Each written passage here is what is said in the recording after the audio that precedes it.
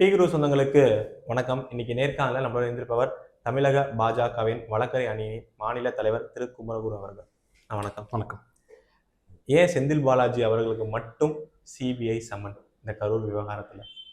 இல்லை, முதல்ல சிபிஐ நாங்கள் இல்லை, எனக்கும் சிபிஐ சம்மந்தம் இல்லை.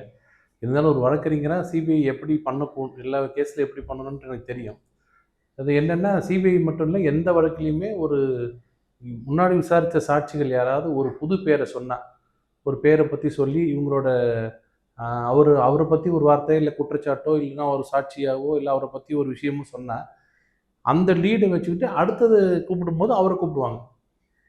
இப்போ நான் என்னை பற்றி பேசும்போது ஒரு பிஏ பற்றி நான் சொன்னேன். அந்த சம்பவம் நடக்கும்போது இன்னொருத்தர் கூட என்னை பார்த்தாருங்கன்னு. அவர் பேர் என்ன? குப்புசாமி. அவர் எந்த ஊருக்காரரு? அப்படியா? அவர் பேர் நோட் பண்ணிக்கிட்டு, சரி நீங்கள் போங்கன்னு குப்புசாமி சம்மன் அனுப்புவாங்க. அனுப்பிச்சு, நீங்கள் அங்கே இருந்தீங்களா? அங்கே ஆமாண்ணா, நான் மட்டுமா இருந்தேன், ராமசாமி கூட தான் இருந்தார். அப்போ ராமசாமிக்கு அனுப்புவேன். இதுதான் இன்வெஸ்டிகேஷனோட பேட்டர்ன்.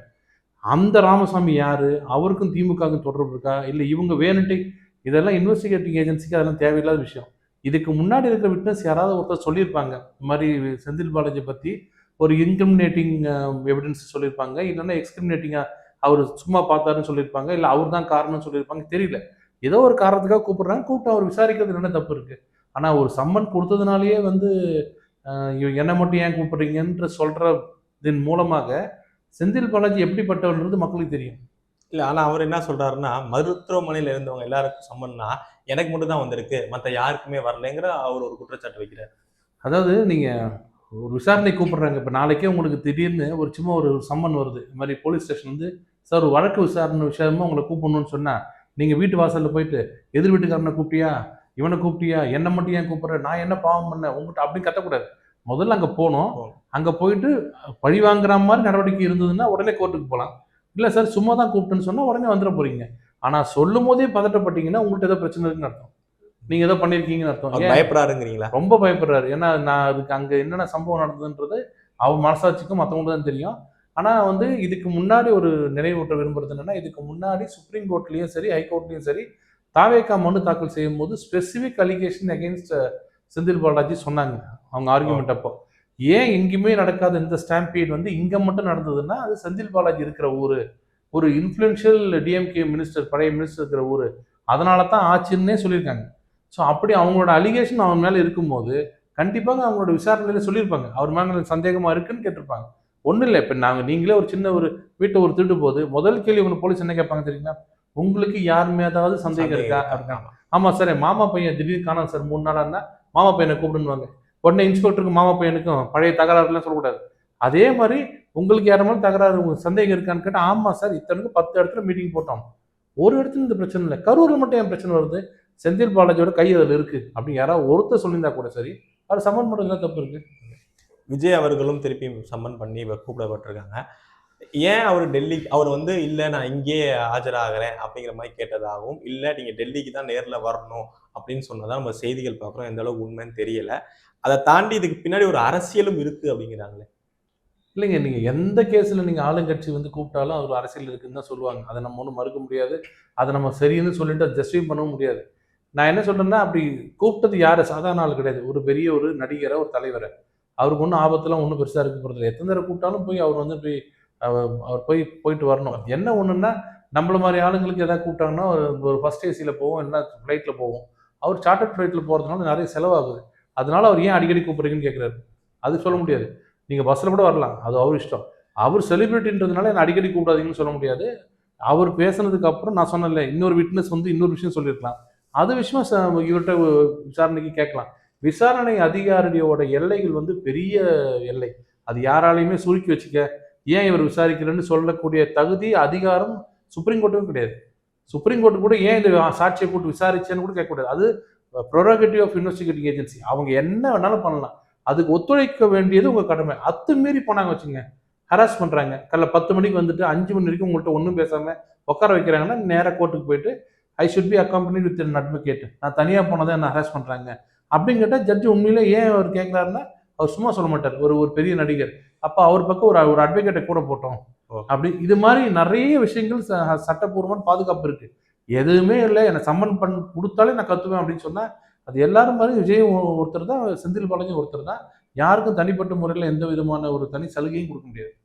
இப்ப அவங்க பாஜக தரப்புலேருந்து 15ஆம் தேதி ஒரு பெரிய போராட்டம் அறிவிச்சிருக்கீங்க. எதுக்குன்னா சட்டம் ஒழுங்கு காரணமா. அதுல நேத்திக்கு ஹோம் செக்ரட்டரி அவர்கள் வந்து மீடியாவை பார்த்து ஒரு நம்பர்ஸ் சொல்றாரு. இந்த மாதிரி 2021 நடந்த சம்பவங்கள் வந்து இப்ப குறைஞ்சிருக்கு அப்படின்னு. பட் அந்த டேட்டா வந்து தவறுன்னு உங்க முன்னாள் மாநில தலைவர் திரு அண்ணாமலை அவர்கள் வந்து ஒரு சுட்டி காமிக்கிறாரு. அதை தாண்டி இன்னொன்னு என்ன சொல்றாங்கன்னா, இந்த போக்சோ கேசஸ், இந்த கிரைம்லாம் ஏன் இன்க்ரீஸ் ஆகுதுன்னா, நாங்க விழிப்புணர்வு பண்ணியிருக்கோம். அதனால மக்கள் முன் வந்து இந்த மாதிரி கேசஸ்லாம் குடுக்குறாங்க. இத வச்சு நீங்க புரொபகண்டா பண்ணீங்கன்னா, நாளைக்கு எந்த ஒரு புகாருமே வராம போயிடும். அது ஒரு தப்பான பார்வையா மாறிடும் அப்படிங்கிறாங்க. இது அப்படியே நான் ரிவர்ஸ்ல சொல்றேன். 21ல இருந்ததோட இப்ப அதிகமா வருதுன்னு நீங்க சொன்னீங்கன்னா, அதுக்கு இது காரணம். ஆனா அவர் தலைமை செயலர் என்ன சொல்லிருக்காருன்னா, கம்மியா இருக்குன்றாரு. நேத்து பேட்டியில முதல்ல இருந்த கிரைம்ஸ் இப்ப கிரைம் ரேட் கம்மியா இருக்குன்றாரு. அது ஒரு பக்கம் அவர் உண்மையிலேயே ஒரு டேட்டா வச்சு சொல்லியிருந்தாருன்னா நம்ம அக்செப்ட் பண்ணி தான் ஆகணும். ஏன் அதை அக்செப்ட் பண்றோம்னு சொன்னா, முதல்ல இருக்க மாரி இப்ப போலீஸ் ஸ்டேஷன்ல கம்ப்ளைண்ட்டை என்கரேஜ் பண்றதில்ல. எந்த கம்ப்ளைண்ட் வந்தாலும் மூடி மறைச்சிடுறாங்க. இது நல்ல உதாரணம் நான் சொல்லல. சமீபத்தில் நடந்த அண்ணா நகர்ல ஒரு சிறுமி, ஒரு மனநலம் குன்றிய ஒரு சிறுமிய பாலியல் பலாத்காரம் செஞ்சுட்டாங்கன்று வந்து ஒரு அப்பா, அம்மா போய் கம்ப்ளைண்ட் குடுக்கும்போது, அவங்களே திருப்பி அடிச்சு, அவங்கள அடிச்சு துன்புறுத்தி, அந்த நியூஸ் வந்து ஹைகோர்ட்டுக்கு போய், ஹைகோர்ட் சுமோ மோட்டோவா எடுத்து அது சிபிஐக்கு மாத்தி, அதுக்கப்புறம் சிபிஐ வந்து விசாரிக்க கூடாதுன்னு சொல்லி இந்த கவர்மெண்ட் போனது நமக்கு தெரியும். எதுக்கு சொல்றேன்னா, சாதாரண ஒரு சின்ன சின்ன திருட்டு கேஸ், செங்கிலி இது வீட்ல வந்து நகை காணாம போச்சு, பணம் காணாம போச்சுன்ற விஷயத்த எல்லாம் தாண்டி, ஒரு குழந்தையோட வந்து பலாத்காரம் பண்ணியிருக்காங்கன்ற கேஸ் வந்து நாங்க கிரிமினல் சைடுல பிராக்டிஸ் பண்ற எல்லாருக்கும் தெரியும். கொலை, கொள்ளை, கற்பழிப்புன்னுவாங்க. இதான் ஆர்டர். கொள்ளை கூட அடுத்தது. கற்பழிப்புன்றது வந்து மிகப்பெரிய ஒரு கிரைம் சொசைட்டில. அதையே வந்து இவ்வளவு மெத்தனமா இருக்கிற போலீஸ் வந்து, நீங்க சாதாரண போக்சோ கேஸ்ல வந்து என் ஒரு குழந்தைய வந்து ஒருத்தன் வேற மாதிரி தொட்டுட்டான், என் குழந்தைய ஒருத்தன் கிள்ளிட்டான்னு ஒரு அம்மா வந்து சொன்னா, அதை கொஞ்சமா எடுத்துப்பாங்கன்னு நினைக்கிறீங்களா அந்த போலீஸ்? அதெல்லாம் அப்படிதாம்மா இருக்கும், போமா அப்படின்னு நினைப்பாங்க. செயின் ஸ்நாச்சிங் கேஸ் எடுத்துக்கிறது இல்ல. எங்க போய் கேட்டாலும் சிஎஸ்ஆர் போட்டு கொடுத்துக்கிறது. நீங்க வெட்டு குத்து ஆகி நீங்க ரத்தத்தோவி நின்னா கூட சிஎஸ்ஆர் போட்டு தான் கொடுப்பாங்க. அப்ப என்னன்னா, நீங்க எஃப்ஐஆர் போடுறது குறைஞ்சாலே ஆட்டோமேட்டிக்கா கிரைம் வந்து குறையதானே, அப்படிதானே அர்த்தம். அப்படித்தானே ஆகும். அப்படி அதை சொல்லிட்டு பெர்சன்டேஜ்ல ரேஷியோல பார்த்தீங்கன்னா வந்து போக்சோ கேஸ் அதிகமாகுது. அதாவது முதல்லலாம் கொலை வந்து 30%, கொள்ளை வந்து 30%, இப்ப கற்பழிப்பு வந்து 10%, மற்றதெல்லாம் அப்படி இருந்தா, இப்ப கற்பழிப்புல வந்து 30%, அதுல போக்சோ 25% வருது. அதுக்கு என்னடா சமாளிக்கலாம்னு பார்த்து டக்குன்னு ஒன்று சொன்னாங்க பாருங்க. நாங்க விழிப்புணர்வு அதிகமா வந்து, விழிப்புணர்வு எதுக்கு வரணும் தெரியுங்களா? சின்ன சின்ன அஃபென்சஸ்க்கு வரணும். ஒரு ஸ்கூல்ல வந்து கன்னத்தை கிள்ளிட்டாரு, இல்ல வேற மாதிரி இடத்த பேட் டச் பண்ணிட்டாரு, இது மாதிரி வரல. வர்ற கேஸ் எல்லாமே கொலை, கொள்ளை. அந்த குழந்தைய அந்த குழந்தைய வந்து கற்பழிச்சுட்டு வெட்டுறாங்க. அந்த குழந்தைய கொன்னுடுறாங்க. இதுல எப்படி விழிப்புணர்வு வருது? அப்ப அந்த அளவுக்கு மோசமா போச்சு. இப்ப நேத்து நடந்தது கூட, மதுராந்தகத்துல நடந்தது கூட பார்த்தீங்கன்னா, ஆமா. அதுலயும் அந்த அப்பா, அம்மா போய் கேட்டிருக்காங்க முதல் நாள். என் குழந்தைய 1 நாளா காணோங்கன்னு. விளாத்திக்குளத்துல. விளாத்திக்குளத்துல. அத வந்து ஒரு ஒரு ஒரு காணோம்னு சொன்ன உடனே அந்த இன்ஸ்பெக்டர் வந்து குழந்தைய, அதுவும் 12வது படிக்கிற குழந்தை வந்து காணாம போச்சுன்னு சொன்னா, ஒரு 12வது வயசு 12 வயசு 12வது படிக்கிற ஒரு பையன் காணாம போச்சு வச்சுங்களேன், நம்ம ஆங்கிள் ஆஃப் இன்வெஸ்டிகேஷன் வேற மாரி இருக்கும். பையனுக்கு யாராவது பசங்க யாராவது இருக்காங்களா? வேற மாரி சகவாசம் இருக்கா? வேற மாரி போயிட்டானா? கடத்திட்டாங்களான்றது வந்து ஒரு 10% இருக்கும். 12வது படிக்கிற ஒரு பொண்ணுன்னு சொல்லும்போது, உங்களோட மெயின் எங்க போணும்னா, பொண்ண கடத்திட்டாங்க, பொண்ண வேற மாரி யூஸ் பண்றாங்க தான் முதல்ல போவோம். கடைசியில தான் நீங்க வந்து பையன் வேற ஏதாவது லவ் பண்றானா? நான் என்ன சொல்றேன், அப்படி லவ் பண்ணா சந்தோஷம். சந்தோஷம். லவ் பண்ணா பொண்ணு சேஃபா இருக்குன்னு அர்த்தம். முதல்ல ஒரு ஒரு ஒரு இன்ஸ்பெக்டர் எதுக்கு பயப்படணும்? ஒரு ஒரு நொடியும் வந்து பொண்ணுக்கு ஆபத்துன்னா, நாளை காலைல போயிட்டு வா, விசாரிச்சுட்டு வான்னு சொல்லி அனுப்பிச்சுட்டு, அடுத்த நாள் காலைல வந்து நீ விளாத்திக்குளத்துல போய் கம்ப்ளைண்ட் குடுன்னு சொல்றது, இங்க நடந்ததுக்கு என்னென்னமோ சொல்லி அலக்கடிச்சு, கடைசியில வந்து பாடிய கிடைச்சதுக்கு அப்புறம் தான் அவங்க எடுத்துட்டாங்க. இப்போ இந்த மாதிரி ஒரு போலீஸ் சிஸ்டத்துல நீங்க எப்படி சட்டம் ஒழுங்கை மெயின்டைன் பண்ற பொறுப்பை வந்து எப்படி நீங்க மக்கள்கிட்டயும் போலீஸ்கார்ட்டையும் கொடுப்பீங்க? இப்பவும் சொல்றேன், அந்த போலீஸ் மேலேயும் தப்பு இல்ல.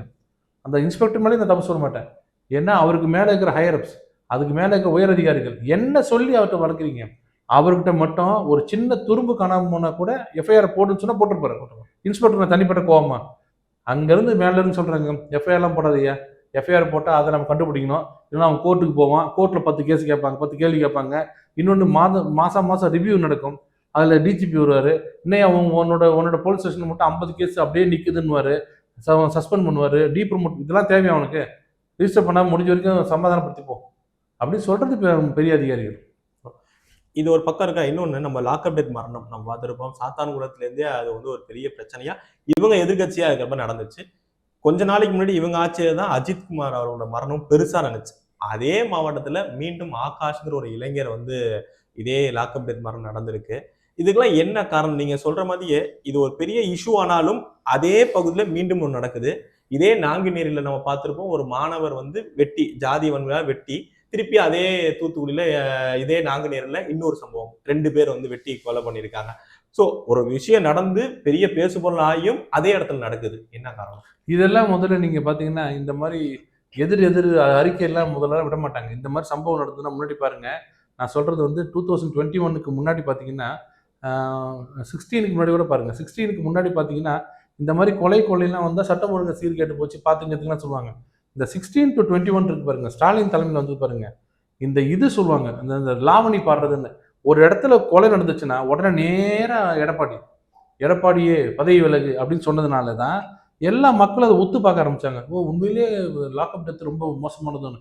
எல்லா ஆட்சியும் நடக்கிறது கொஞ்சம் அதிகமா நடந்துச்சு இப்ப இருக்க நடந்த ஆட்சியில.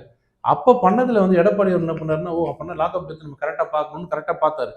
அத சொல்லிட்டு இப்ப நீங்க பண்ணும்போது அவருக்கு என்ன கோவம்னா, என்ன அவ்வளவு கேள்வி கேட்டல? இப்ப நான் உன்ன கேள்வி கேட்கிறேன். என்ன ஒண்ணுத்துக்கே இவ்வளவு கேள்வி கேட்டேன். இப்ப 5 நடக்குதுன்னு போது திரும்பி வருது. ஸ்டாலின் அவர்கள் இப்பவும் சொல்ற அந்த பாலிடிக்ஸா பார்க்காம சட்டம் ஒழுங்கு வச்சிருக்கிற ஒரு உள்துறை அமைச்சரா தயவு செய்து எல்லா போலீஸ்க்கும் கூப்பிட்டு யாரோட தலையீடு இல்லாம நான் தலையிட்டா கூட சரி நீங்க சட்டம் ஒழுங்கு நீங்க தான் பாத்துக்கணும்னு சொல்லி ஒரு ஊக்கம் கொடுத்தா கண்டிப்பா தமிழ்நாடு போலீஸ் ரொம்ப சிறப்பா செயல்படும். அது எப்படிங்க அது ஜெயலலிதா அவர்கள் தலைமையில தமிழ்நாடு போலீஸ் வந்து அப்படியே ஸ்காட்லாந்து மாதிரி யார்ட் மாதிரி ஆகுது. இவங்க பீரியட்ல வந்து ஒண்ணுத்துக்கு இது இந்த உப்புமா சாப்பிட்ற மாதிரி வந்துட்டு எப்படி அது? அப்ப யாரு தலைமையா வராங்களோ அதுக்கேற்ற மாதிரி இங்க ரியாக்ட் ஆகுது. அப்ப நீங்க சரியில்லைன்றதை ஒத்துக்குங்க. முதல்ல தவற ஒத்துக்குங்க. ஆமா என்னோட தலைமையிலான உள்துறை வந்து அமைச்சகம் சரியில்லை. இல்ல அவரு அந்த தவற ஒத்துதான் அஜித் அவர்களோட மரணத்துக்கு அவங்க பெற்றோரிடம் மன்னிப்பு கேட்டிருப்பார். நம்ம காணொலியில பார்த்திருப்போம். மன்னிச்சிடுங்கம்மா இது மாதிரி நடக்காதுன்னு. அப்படி இருந்தும் ஒண்ணும் நடக்குதுல்ல ஆகாஷ்ங்கிற ஒரு இளைஞர். அப்பன்னா அது வந்து எப்படின்னா அவருக்கு தெரியல. அது என்னன்னா மன்னிப்பு கேட்டோன்னு கேட்டாரு. மன்னிப்பு கேட்டோன்னே என்ன பண்ணிருக்கணும் உடனே கூப்பிட்டு, இனி ஒரு தடவை யாரையுமே அடிக்கக்கூடாது. 6 மணிக்கு மேல போலீஸ் ஸ்டேஷன்ல யாரையும் வச்சுக்கக்கூடாது. லேடீஸ் வச்சுக்கக்கூடாது. ஆம்பளைங்களா இருந்தா கூட 6 மணிக்குள்ள ரிமாண்ட் பண்ணுங்க. வேற வழியே இல்லைன்னா வச்சுதான் ஆகணும்னு சொன்னா 4 பேர் இருக்கிற மாதிரி வச்சு பண்ணுங்க. தனியா இத மாதிரி நிறைய கைட்லைன்ஸ் இருக்குல்ல. எதையுமே சொல்லாம, ஐயா இன்னைக்கு ஒரு மன்னிப்பு கேட்டுருக்கணும். ஐயா அம்மா மன்னிச்சிருங்கன்னாங்க. அந்த கேஸ் என்னாச்சு இப்போ? அது தெரியுமா? அந்த கேஸ் இப்ப என்ன ஆச்சுன்னு தெரியுமா? அந்த அந்த அந்த பெண்ணோட அஜித் அவர்கள் அந்த பெண்ணோட இன்னும் சிபிஐ சொல்றாங்க, இல்ல எந்த விதமான இதுவும் கண்டுபிடிக்க முடியல. அந்த அந்த அந்த நகை காணாம போனதுக்கு எந்த வாபஸ் அறிவு வாங்கிட்டாங்க. எந்த அப்ப அப்ப நீங்க என்ன எதுக்காக நீங்க இந்த மன்னிப்பு கேட்டீங்க? சரி மன்னிப்பு கேட்டீங்க. இப்ப ஆகாஷ் நடந்தது. நேத்து விளாத்திக்குள்ள நடந்தது. ரொம்ப அருமையா போட்டிருக்காங்க கனிமொழி அவர்களுக்கு. கனிமொழி அவர்களே தயவு செய்து கண்ணாடி கழட்டுங்க. ஏன்னா உங்க கண்ணாடி நேரா மணிப்பூர் தான் பார்க்கும். விளாத்திக்குளத்தை பார்க்காதுன்ட்டாங்க. இதை விட ஒரு அசிங்கம் இருக்கு ஒரு கவர்மெண்ட்டுக்கு வேணுமா? இங்க நடக்கிறத விட்டுட்டு நேரா மணிப்பூர். அப்போ உங்களோட எய்ம் என்னன்னா மோடி மோடி மோடி மோடி இதை தவிர உங்க வாழ்க்கையில வேற எதுவும் தெரியாது. எடப்பாடி அவர்கள் கூட அடுத்தது தான். மோடி அந்த அந்த ஒரு சக்தி மேல உங்களுக்கு என்ன அவ்வளவு கோவம்? அது நீங்க பேசிட்டே இருங்க. 2-3 நாளா வந்து இந்த எல்பிஜில டிராமா ஆண்டீங்க. பிசுபிசுத்து போய் மக்களே சாதாரணமா கிடைக்கிற பெட்ரோல் இதுக்குன்னு இவ்வளவு பந்தா பண்ணீங்கன்ற மாதிரி மக்களே விட்டுட்டாங்க. இந்த மாதிரி பொய்யா நீங்க ட்ரை பண்ணி ஊதி ஊதி பெருசாக்க நினைச்சாலும் அதெல்லாம் பலூன் மாதிரி டப்புன்னு வெடிச்சு ஒண்ணும் இல்லாம போயிடும். மக்கள் அது ரொம்ப தெளிவா இருக்காங்க. நீங்க மோடி என்னதான் மோடி அப்படிங்கிறீங்க. அவர் வந்து தேர்தலையே வந்து திமுகக்கும் என்டிஏக்கும் திமுகக்கும் டெல்லிக்கும் அப்படிங்கிற ஒரு எப்படி போன தடவை 2024 அந்த தேர்தல் வந்து மோடி அவர்கள் அப்படிங்க காமிச்சதோ அதே மாதிரி இப்ப வந்து ஏடிஎம்கேங்கிறத யூஸ் பண்ணாம திமுகக்கும் டெல்லிக்கும் தானே அவர் பிரச்சாரம் பண்றாரு. அவர் என்ன அவர்கிட்ட என்ன ஃபீட் பண்ணியிருக்காங்கன்னா அவருக்கு தெரிஞ்ச மாதிரி தமிழ்நாட்டில் மோடி எதிர்ப்பாலை பயங்கரமா வீசுது. நீங்க மோடின்னு சொன்னா தமிழ்நாடு மக்கள் கை நடுங்கி போய் உடனே உங்களுக்கு ஓட்டு போட்டுருவாங்கன்னு நல்லா ஏற்றி விட்டுருக்காங்க. அவர் ஒன்று புரியல. இல்ல அதை சக்சஸ் பண்ணியிருக்காங்கல்ல. அதுதான் சக்சஸ் இல்லை. நீங்களே தப்பா சொல்றீங்க பாருங்க. 2021 அவங்க நிற்கும் போது நம்மலாம் கூட்டணி பிஜேபியும் ஏடிஎம்கே கூட்டணிலாம் நிற்கும் போது 2 பேருக்கு உண்டான வாக்கு சதவீதம் வந்து வித்தியாசம் 3.5%. ஏன் 10 வருஷமா ஆன்டி இன்கம்பன்சியில் ஆண்ட ஒரு எப்பவுமே 5 வருஷத்துக்கே இருக்கும். இந்த 5 வருஷம் எப்படி கிழியுது பாருங்க. 10 வருஷமா இருந்த அதிமுக மேல ஆன்டி இன்கம்பன்சி ஒரு பக்கம் வச்சுங்க. ஜெயலலிதா கலைஞர் போன்ற மிகப்பெரிய தலைவர்களும் இல்லாத ஒரு இடத்துல ஸ்டாலின் அவர்கள் தலைமையில சாதாரண விவசாய குடும்பத்தில் பிறந்த ஒரு சாதாரண படிப்படியா முன்னேறி வந்த ஒரு எடப்பாடி அவர்களோட தலைமையில் நடந்த அரசுக்கும் போட்டி வரும்போது எப்படி டிஃபரன்ஸ் காமிச்சிருக்கணும் நீங்க? உண்மையிலே தமிழ்நாடு வெறுப்பு இருந்தா 3.5%. அப்ப மக்கள் அப்போ உங்களை ஏத்துக்கல, திமுகவை ஏத்துக்கல. 3.5% ஜம்ப் பண்ணி வந்துட்டீங்க. அதில் முக்கியமான காரணம் பார்த்தீங்கன்னா கிட்டத்தட்ட ஒரு 35-40 தொகுதி கிட்ட 5000 ஓட்டு கம்மி வாங்கியிருக்காங்க, ஜெயிச்சிருக்காங்க. பல இடத்துல டிடிவி தினகரன் அவரோட ஓட்டு பலது அமமுக. பிரிஞ்சிருக்கு. இப்போ நடுவில் என்ன ஆச்சுன்னா எம்பி எலெக்ஷன்ல ரெண்டும் தனித்தனியாக நின்னோம். நீங்க அவர் சக்சஸ்ஃபுல் பாலிட்டிஷியன் நினைக்காதீங்க ஸ்டாலின் அவர்கள். அவரோட ஜாதகம்னு சொல்லுவாங்கல்ல, கரெக்டா நம்ம பிரிஞ்சு நிற்கும் போது இவங்க அவங்களும் அவங்க ஓட்டும் நம்ம ஓட்டும் ஏடிஎம்கே பிஜேபி ஓட்டு சேர்த்தாலே கிட்டத்தட்ட 25 தொகுதி நம்ம ஜெயிக்கிறோம் இதுல எம்பியில. அப்போ நம்ம கிட்டத்தட்ட 11 இடத்துல பிஜேபி செகண்ட் வந்தது, ஏடிஎம்கே தேர்ட் வந்தது. அப்போ ரெண்டும் சேர்ந்து நின்னா அதோட இம்பாக்ட் எங்கேயோ இருக்கும். அது தெரிஞ்சுதான் என்ன பண்றாரு, இது கட்சிக்காரங்களுக்கு தெரியுது. அவருக்கு சொல்லி கொடுக்க என்ன சொல்றாங்கன்னா, எப்பவும் போல பிஜேபி மோடி சொல்லுங்க. மோடியோட எதிர்ப்புலாம் தமிழ்நாட்டில் கிடையாது, முழுக்க முழுக்க கூட்டணியோட பலத்தில் வந்து நினைச்சிருக்காங்க. அதுவும் மிகப்பெரிய ஒரு பாடம் தமிழ்நாடு மக்கள் காட்ட போறாங்க. அவங்களுக்கு தமிழ்நாட்டு மக்கள் என்னோட அரசியல் அனுபவத்தில் எத்தனையோ தேர்தலில் பார்த்துட்டேன், மிகுந்த கோபமா இருக்கும்போது மக்கள் அமைதியா இருப்பாங்க. நீங்க பாருங்க, நீங்க எப்பப்பெல்லாம் நீங்க வந்து ஒரு ஆட்சி மாற்றம் பெரிய லெவல் நடக்குதோ அப்பெல்லாம் பாருங்க மக்கள் அமைதியா இருப்பாங்க. வெளில யாரும் பேச மாட்டாங்க, ஒன்றும் சொல்ல மாட்டாங்க, அமைதியா இருப்பாங்க. ஆனா நம்ம நினைப்போம் இந்த கூட்டணி சூப்பரா இருக்குப்பா, இந்த கூட்டணி அப்படி இல்லை, இவங்க கூட்டணி எக்ஸ்ட்ரா ஆட் ஆயிட்டு இருக்காங்க அப்படின்னு நினைப்போம். ஆனா மக்கள் மத்தியில் ஒரு தீ இருக்குல்ல, ஒரு கோபம், அது நேரம் ஒரு ஓட்டுச்சாவடி போகும்போது இல்லை, யார் வந்தாலும் வரலாம்னு பரவாயில்ல, இவன் வரக்கூடாது அப்படின்னு சொல்லிட்டு மாத்தி போடுவாங்க. அது இப்ப தெரியாது, ஓப்பனா சொல்ல மாட்டாங்க. எனக்கு திமுக பிடிக்காதுன்னு சொன்னீங்கன்னா வட்ட செயலர் பக்கத்துல இருந்தா இந்த பக்கம் ரவுடி இருப்பான், அடிப்பான். ஜனங்க அமைதியா இருப்பாங்க. எங்க காட்டுவாங்க கோவத்தைன்னா ஓட்டுல காட்டுவாங்க. ஓட்டுல காட்டும் போது நீங்க இதே மாதிரி பாருங்க, அன்னைக்கு நீங்க சொல்லுங்க, நீங்க சொன்னது கரெக்டா இல்லையான்னு சொல்லுங்க. மக்கள் மத்தியில் அவ்வளோ ஒரு வெறுப்பு. என்னன்னா முழு காரணம் லா அண்ட் ஆர்டர், வேற எதுவுமே இல்லை. ஒரு குடும்பமும் பாதிக்கப்பட்டிருக்கு. ஒரு குடும்பமும் ஒன்னு செயின் அறுத்து மாட்டுது, ஒன்னு வீட்டுல திருடு போய் மாட்டிருக்கு. இப்ப சமீபத்துல ஒரு 10 நாள் தானே வருது. இல்ல முதல்ல இருந்தே பாருங்க, கஞ்சால இருந்து முதல் மெத்தப்பட்டமேன்னு ஒன்று கொண்டு வந்தார் ஜாஃபர் சாதிக்கு. அதை கொண்டு வரும்போது சொன்னாங்க, தயவு செய்து பார்த்துங்க, அவரை அரெஸ்ட் பண்ணுறது முக்கியம் இல்லை, அவர் நெட்ஒர்க் அரெஸ்ட் பண்ணுறாங்க. அவரை மட்டும் அரெஸ்ட் பண்ணிட்டு நெட்ஒர்க்லாம் விட்டுட்டாங்க. இங்கே வந்து நம்ம 174 ஒரு இடத்துல போய் உள்ளெல்லாம் நம்ம இடிலாம் போய் ரைடு பண்ணும்போது அப்பவும் சொன்னாங்க ரைடு பண்ணி இவங்களாம் ஆக்ஷன் எடுங்க, அப்பவும் எடுக்கல. ஸ்டாலின் அரசாங்கம் முழுக்க அந்த இவங்களை காப்பாற்றிட்டே போச்சு பாருங்க கட்சிக்காரங்களை. அதனோட விளைவு தான் இன்னைக்கு இந்த அளவுக்கு வந்து நிற்குது. அதோட கோபம் பாருங்க மக்கள்கிட்ட. ஒரு சாதாரண கிராமத்தில் இருக்கிற ஒரு லேடி சொல்றாங்க, சார் எனக்கு பயமா இருக்கு சார், என் பையனை ஸ்கூலுக்கு அனுப்புறதுக்கு. வீட்டுக்கு வந்த உடனே யாருக்கும் தெரியாம பையன் செக் பண்றேன் சார், ஏன்னா எனக்கு என் பையன் நல்ல பையன் தான், ஆனா எனக்கு பயமா இருக்கு கஞ்சா உள்ள இருக்குமோன்னு. அப்படி நிலைக்கு தள்ளின ஒரு ஆட்சி மக்கள் மன்னிக்கவே மாட்டாங்க, உள்ளுக்குள்ள வச்சுப்பாங்க அதை. இன்னொன்று டாஸ்மாக், உங்களுக்கு தெரியாது, இங்க சிட்டியில் இருக்கிறதுனால. கிராமத்தில் பார்த்தீங்கன்னா டாஸ்மாக் நடந்து போனீங்கன்னா 12-1 மணிக்கெல்லாம் டாஸ்மாக் ஓடுது. அப்போ மக்கள் என்ன பார்க்குறாங்கன்னா, இது என்ன ஆட்சியாங்க, எப்போ வேணாலும் அவங்க குடிக்கிறது கிடைக்கும்னா தாய்மார்கள் என்ன நினைப்பாங்க, சரி இது சரி வராது இந்த ஆட்சின்றது முடிவு பண்ணிட்டாங்க. அது விளைவை பாருங்க, எலெக்ஷன் ரிசல்ட் தெரியும். அடுத்து அண்ணாமலை அவர்கள் வந்து ஒரு வழக்கு போட்டிருக்காங்க ஆர்எஸ் பாரதி அவர்களை மேல எதிர்த்து. அது என்ன வழக்கு? ஏன்னா அவர் மேலதான் அந்த டிஎம்கே ஃபைல்ஸ் வழக்கு வந்து டிஆர் பாலு அவர்கள் மேல போடப்பட்டிருந்தது. ஸோ இது என்ன வழக்கு? ஆர்எஸ் பாரதி அவர்களுக்கு ஏன் கோர்ட்ல ஆஜரானார்? டிஎம்கே ஃபைல்ஸ்ன்னு ஒன்று வெளியிட போறேன்னு சொல்லி அண்ணாமலை அவர்கள் சொல்லும் போது டிஆர் பாலுவை பற்றி அவர் வெளியிட்ட வந்து சொத்து நிறைய சொன்னார். அதுக்கு டிஆர் பாலு என்ன பண்ணார், நான் கூட ஊழல்னு நினச்சேன், என்னோட சொத்து பட்டியல் தான் வெளியிட்டிருக்கீங்க, சொத்து பட்டியல் எனக்கு இறைய இருந்துச்சு, அதனால் வந்து என்னை வந்து மக்கள் மத்தியில் நான் ஊழல்வாதின்னு சொல்லி என்னை பிம்பத்தை கிரியேட் பண்ணி, ஆனால் சொத்து பட்டியல் தான் கொடுத்துருக்காரு, அதனால் அவர் மேலே நான் ஒரு மானநஷ்ட வழக்கு போட போகிறேன் சார் டிஃபமேஷன் கேஸ் ஒன்று போட்டார். அது சைதாப்பேட்டில் பெண்டிங் இருந்தது. அது நடந்துட்டு இருக்கும்போது திடீர்னு என்ன பண்ணாருன்னா அண்ணாமலை அவர்கள் என்ன பண்ணிட்டாரு, நானே வழக்கு நடத்துகிறேன், வழக்கறிஞர் வேண்டாம், நாங்கள்லாம் வேண்டாம், நாங்களே பார்த்துக்கிறேன் அடுத்தது அவரே குறுக்கு விசாரணை பண்ண ஆரம்பிச்சார். நாங்கள் கோர்ட்டில் இருந்தோம், குறுக்கு விசாரணை முடிஞ்சிச்சு, இன்னும் நடந்துட்டு இருக்குது. அடுத்த மாதம் போட்டிருக்காங்க 7ஆம் தேதி. இது டிஆர் பாலு மேலே அவர் வந்து டிஆர் பாலு அண்ணாமலை அவர்கள் மேலே போட்ட வழக்கு நடந்துட்டு இருக்கு. இதுக்கு இடையில அந்த கேஸ் நடந்துட்டு இருக்கும் போதே அண்ணாமலை அவர்கள் வந்து உங்களுக்கு 10 கப்பல் இருக்கா அப்படிங்கிறது தப்பா சொல்றீங்க, 2 தான் இருக்குன்னாரு. கப்பலே 2 தான் இருக்குன்னு எல்லாரும் 2 தான் இருக்கா, பரவாயில்ல ரொம்ப ஏழையா இருப்பார் நினச்சி கேட்டாங்க. அப்புறம் வந்து எத்தனை வண்டி இருக்குன்னு கேட்டால், எத்தனை வண்டி எனக்கு எப்படி தெரியும், ஒவ்வொரு வண்டி வால்வோலாம் 1.5 கோடி வண்டி, 1.5 கோடி வண்டி யாருக்கு தெரியாது யார் வண்டின்னு இருப்பாருங்க. அதையெல்லாம் மக்கள் பார்த்துட்டுன்னா இவ்வளோ சாதாரணமாக சொல்கிறாருன்னு இவருக்கு வந்து அப்போ அவருக்கு என்ன ஆச்சுன்னா இரிட்டேட் ஆகி என்ன பண்ணாரு, என்னை பற்றி இவ்வளோ கேள்வி கேட்குறேன், உன்னை பற்றி நான் சொல்லட்டுமா, உங்கள் ஒய்ஃபை பற்றி நான் பேசட்டுமான்னு ஒய்ஃபை பற்றி எங்கே சம்பாரிச்சாங்க, எப்படி சம்பாரிச்சாங்க, சொத்து வாங்கினாங்கன்னு தனிப்பட்ட முறையில் போனார் பாருங்க. அதை அவர் ரெக்கார்ட் பண்ணணும்னா அதை நான் டெஃபமேஷன் போட போகிறேன் அப்படின்னு சொல்லிட்டு அது மேலே ஒரு டெஃபமேஷன் போட்டிருக்காரு அண்ணாமலை அவர்கள் டிஆர் பாலு மேலே. வழக்கு விசாரணை நடந்துட்டு இருக்கும்போது என் மீதும் என் மனைவி மீதும் என் குடும்பத்தினர் மீதும் நாங்கள் ஊழல் செஞ்சு சம்பாரிச்சிட்டோம் அப்படின்ற மாதிரி ஒரு சொன்னீங்க, அது தவறு. நான் பப்ளிக் சர்வெண்ட் கிடையாது, நான் சாதாரண ஒரு ஒரு பார்ட்டியோட தலைவர் அப்படின்னு சொல்லி அவர் வந்து அது டெஃபமேஷன் போட்டிருக்காரு. அது அடுத்த மாதம் வரும். இதுக்கிடையில வந்து கள்ளக்குறிச்சியில் 2024 ஜூன் மாதம் நடந்த கள்ள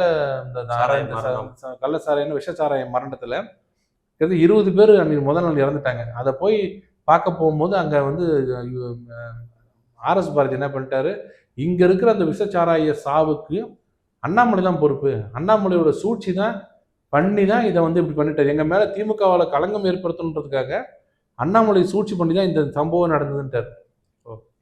அது நேரடியாகவே டெஃபமேஷன் வரும்.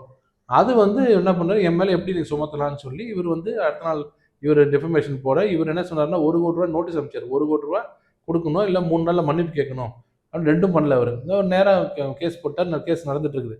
அப்போ என்ன சொல்கிறாருன்னா, நீங்கள் இந்த வார்த்தையை சொன்னதுக்கப்புறம் நான் போய் பல தடவை ஊரில் போய் பார்த்தேன், அந்த ஹாஸ்பிட்டல்லாம் பார்த்தேன். அங்கே நிறைய பேர் நான் ஆறுதலாம் சொன்னேன். 1 கோடி கேட்டிருக்கேன். அந்த 1 கோடி கொடுத்தீங்கன்னா அந்த ஊரில் இருக்க ஒரு புனரமைப்பு மையத்துக்கு நான் அந்த பணத்தை கொடுக்க போகிறேன்னு சொல்லிட்டு அவர் கேட்டார். அதுவும் அது இருக்குது. இதெல்லாம் எதுக்கு சொல்கிறேன்னா, அவர் மேலே ஒரு வழக்கு போட்டார். அந்த கேஸ் அன்றைக்கி தான் எடுத்தாங்க. அதுக்கு ஒரு சீஃப் எக்ஸாமினேஷன் அன்றைக்கி பண்ணாங்க. அவர் வந்து ஸ்டேட்மெண்ட் கொடுத்தார். அந்த ஸ்டேட்மெண்ட்டில் இப்படிலாம் இந்த மாதிரிலாம் கொடுத்துருக்கு, ஆர்எஸ் பாரதி வந்து இவர் இப்படி பண்ணிட்டாரு, எனக்கு ரொம்ப மன உளைச்சல் ஆயிடுச்சு, மக்கள் மத்தியில் எனக்கு பேர் கெட்டு போச்சு, அதனால் மான நஷ்ட வழக்கு போடுறேன்னு சொல்லி போட்டிருக்காரு. அதோட விசாரணை அடுத்த 7ஆம் தேதி வச்சுருக்காங்க. காணொலி இறுதியான கேள்வியா, உங்கள் என்டிஏ கூட்டணி மாநாடு பாரத பிரதமர் அவர்கள் வந்து 3 தடவை இங்கே பண்ணிட்டு போயிட்டாங்க. பட் அந்த பக்கம் வந்து என்ன சொல்கிறாங்கன்னா, எங்கள் கூட்டணி ஒவ்வொன்றா ஆட் ஆகிட்டே இருக்குது, தேமுதிக இன்னைக்கு அவங்க கூட தான் இருக்காங்க. அப்படிங்கிறப்ப களத்தில் உங்களுக்கு எப்படி இருக்குது? அவங்க கூட்டணி வைஸாக ஸ்ட்ராங்காகவே ஒவ்வொன்றா எக்ஸ்ட்ரா ஆட் ஆகிருக்காங்க.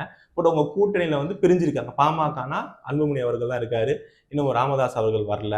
அதிமுகவில் ஓபிஎஸ் அங்கே இருக்காரு, இங்கே இருக்காங்க. சசிகலா அவர்கள் இன்று பார்த்துருப்போம் ஒரு புதிய கட்சி ஆரம்பிச்சிருக்காங்க. அப்படிங்கிறப்ப இங்கே வந்து இன்னும் ஒரு ஃபுல் ஃப்ளெஜ்டாக இல்லை. ஸோ களத்தில் உங்களுக்கு எப்படி இருக்குது? 2001 1996லேருந்து 2001 வரைக்கும் திமுக ஆட்சி நடந்தது. 2001 வந்து அவர் கருணாநிதி அவர்கள் இருக்கும்போது, அவங்க ஞாபகம் இருக்குமான்னு தெரியல, 2001 கிட்டத்தட்ட யாரெல்லாம் சேர்க்க முடியுமோ ஜாதி கட்சிங்க அது எதுங்கிறது 11-12 பேர்கிட்ட போறவரெல்லாம் கூட்டு சேர்த்தாரு. சேர்த்துட்டு எல்லாரும் எழுதுறது தெரியுங்களா, இனிமேல் ஜெயலலிதா அவர்கள் வரவே முடியாது. ஏன்னா 96 வந்து 4 சீட்டு தான் ஜெயிச்சாங்க. மொத்தமே 4 சீட்டு தான். அதில் ஜெயலலிதா அம்மையார் தோத்துட்டாங்க. அப்போது அவ்வளவு வெறுப்பு இருந்த ஒரு அதிமுக இனி வர்றதுக்கு வாய்ப்பே இல்லை. 2வது இந்த எவ்வளோ பெரிய கூட்டணிங்க, அங்கே அன்றைக்கி அதிமுக பெரிய லெவலில் கூட்டணி இல்லை. இங்கே கிட்டத்தட்ட 11-12 பேர்கிட்ட ஒரு கட்சிகளே இருக்குது. கண்ணப்பன் வந்தார், ஏசி சண்முகம் வந்தார், எல்லாம் வந்துட்டாங்க. எங்கேயோ போயிட்டாங்கன்னாங்க. பார்த்தா சாதாரணமாக ஏடிங்க வந்துருச்சு. நான் தான் திரும்பி சொல்கிறேன், நம்பர்ஸை பார்க்காதீங்க, கூட்டணியை பார்க்காதீங்க, அந்த கூட்டணிக்கு என்ன மதிப்புன்னு பாருங்கள். இன்றைக்கி மதிமுகவுக்கு இன்றைக்கி தமிழ்நாட்டில் என்ன மதிப்புன்றதை நீங்கள் சிரிக்காமல் கேட்கணும். எல்லாரும் ஒரு இன்னைக்கு காமெடி அப்படின்னு கேட்டால் மதிமுக தான். யாராவது எடுத்து காமிச்சா கூட மதிமுக தான் காமிக்கிறாங்க. அவங்களுக்கு என்ன ஓட்டு சதவீதம் இருக்குது அதை பாருங்கள். அது மாதிரி ஒரு கட்சிக்காக பாருங்கள். காங்கிரஸுக்கு என்ன இருக்குன்னு உங்களுக்கு தெரியும். காங்கிரஸ் கஷ்டப்பட்டு 4-5 பேர் சிதம்பரம்லாம் சேர்த்து ஒரு தூக்கி வைப்பாங்க. செல்வ பெருந்தகையும் ராகுல் காந்தியும் ஒரே வார்த்தையில் எல்லாம் கீழே வைக்கிடுவாங்க.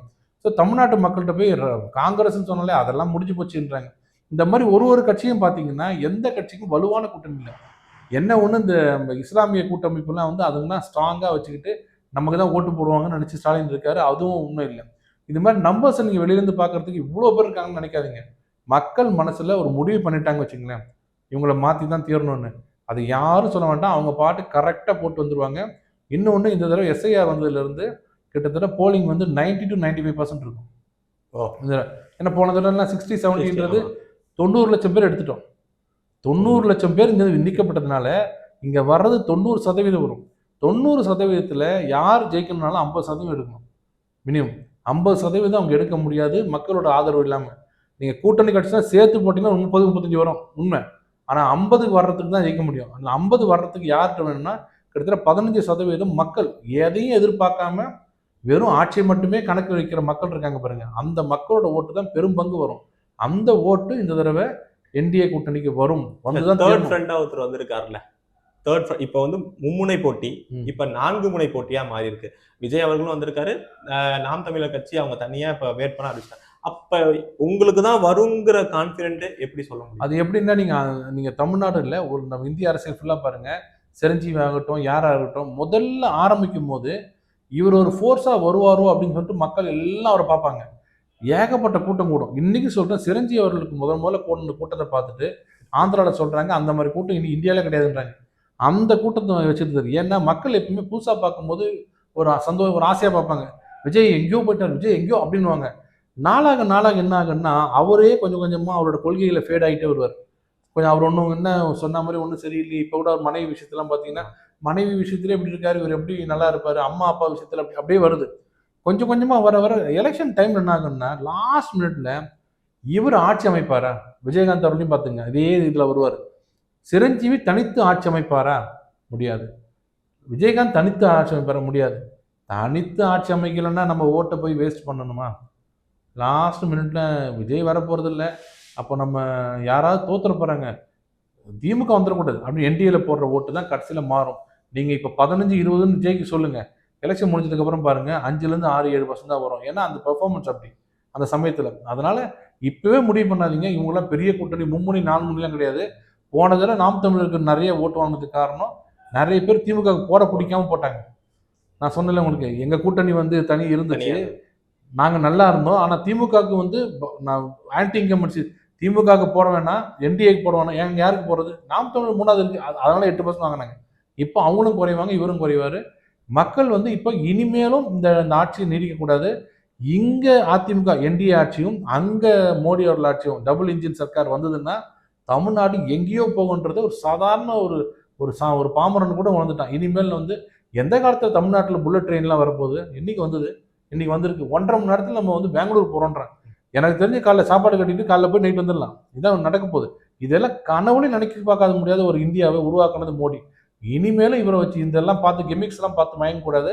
என்டிஏ தான் நமக்கு வேணும்னு மக்கள் முடிவு பண்ணிட்டாங்க. அந்த ரிசல்ட்ஸ் நீங்க வேணா நீங்க எலெக்ஷன் ரிசல்ட்ஸ் வரும்போது பாருங்க. நேரம் உங்க நேரத்தை நம்ம தளர்த்து வந்து பயந்த ரொம்ப நன்றி. நல்லதே நடக்கும். வாழ்க வளமுடன்.